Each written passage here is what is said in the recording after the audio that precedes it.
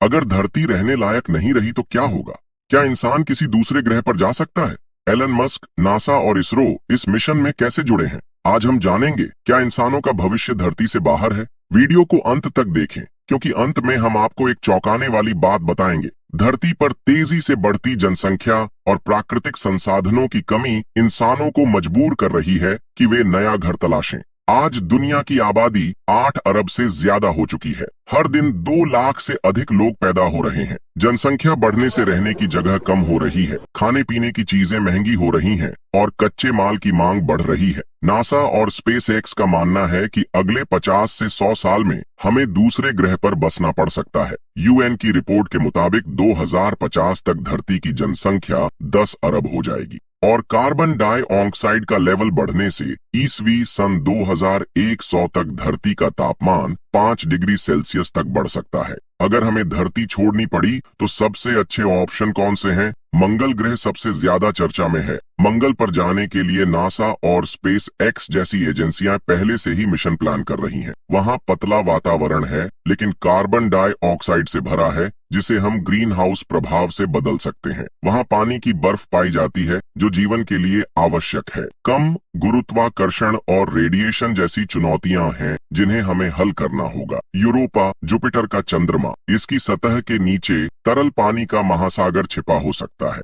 वैज्ञानिक मानते हैं कि यह जीवन के लिए सबसे संभावित जगहों में से एक है। यूरोपा का रेडिएशन एक बड़ी चुनौती है। प्रॉक्सिमा बी, यह हमारे सौर मंडल के बाहर का सबसे नजदीकी एक्सोप्लैनेट है, जो प्रॉक्सिमा सेंटरी तारे के चारों ओर घूमता है। यह गोल्डीलॉक्स जोन में स्थित है, यानी वहां तरल पानी हो सकता है, लेकिन वहां का वातावरण कैसा है, यह अभी पूरी तरह स्पष्ट नहीं है। धरती छोड़ना आसान नहीं है। अगर हम धरती को छोड़कर दूसरे ग्रह पर गए तो हमें सबसे पहले 3 बड़ी चुनौतियां झेलनी होंगी। 1. रेडिएशन। धरती के बाहर घातक सोलर रेडिएशन से बचना मुश्किल। सूर्य से निकलने वाली कॉस्मिक किरणें और सौर हवाएं बहुत ज्यादा ऊर्जा वाली होती हैं। 2. संसाधन। अगर हमें धरती छोड़नी पड़ी तो किसी भी नए ग्रह या चंद्रमा पर संसाधनों की उपलब्धता सबसे बड़ा सवाल होगा। वहां हमें पानी, हवा, भोजन, ऊर्जा और निर्माण सामग्री की जरूरत होगी। 3. दूरी। हमें दूसरे ग्रहों पर जाने के लिए कितना समय लग सकता है?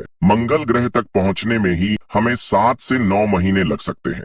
नए घर की तलाश में दूरी एक महत्वपूर्ण फैक्टर होगा। जितना दूर ग्रह या चंद्रमा होगा, वहां तक पहुंचने में उतना ही ज्यादा समय लगेगा।